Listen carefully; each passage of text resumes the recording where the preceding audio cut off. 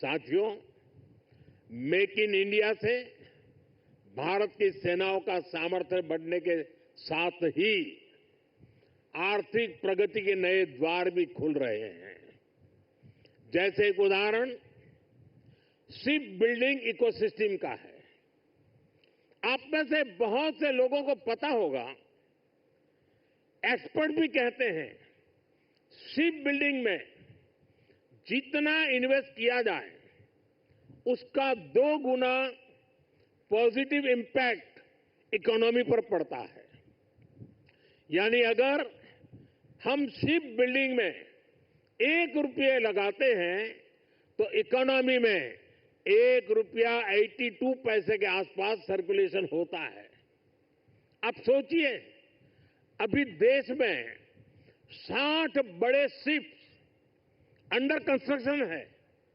इनकी वैल्यू 1.5 लाख करोड़ रुपए के आसपास है।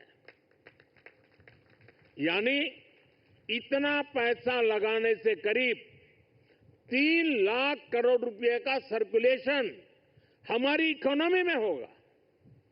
और रोजगार के मामले में तो इसका 6 गुना मल्टीप्लायर इफेक्ट होता है। जहाजों का ज्यादातर सामान, ज्यादातर पार्ट्स देश के एमएसएमई से ही आता है। इसलिए अगर 2000 वर्कर एक जहाज बनाने के काम में लगते हैं तो दूसरी इंडस्ट्री में जो एमएसएमई सप्लायर है उस एमएसएमई सेक्टर में करीब 12,000 रोजगार बनते हैं। साथियों, आज भारत दुनिया की तीसरी बड़ी इकोनॉमी बनने की तरफ तेजी से आगे बढ़ रहा है। हमारी मैन्युफैक्चरिंग, हमारी एक्सपोर्टिंग कैपेसिटी भी लगातार बढ़ रही है। आने वाले सालों में सैकड़ों नए शिप्स की, नए कंटेनर्स की जरूरत भारत को होगी। इसलिए पोर्ट लेड डेवलपमेंट का मॉडल हमारी इकोनॉमी को गति देने वाला है, रोजगार के हजारों नए मौके बनाने वाला है। साथियों, इस क्षेत्र में कैसे रोजगार बढ़ रहा है, इसका एक उदाहरण सी फेरर्स की संख्या भी है। 2014 में भारत में सी फेरर्स की संख्या 1.25 लाख से भी कम थी। आज ये 2 गुने से भी अधिक बढ़कर लगभग 3 लाख तक पहुंच चुकी है। आज भारत सी फेरर्स की संख्या में विश्व में टॉप 5 में आ गया है।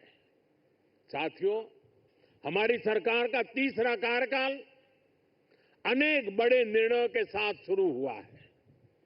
तेज गति से हमने नई नीतियां बनाई हैं। देश की जरूरतों को देखते हुए नए कार्य शुरू किए हैं।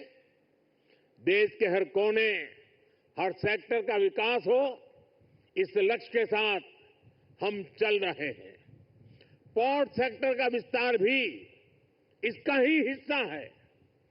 हमारे तीसरे टर्म के पहले बड़े फैसलों में से था महाराष्ट्र के वाढवण पोर्ट को मंजूरी।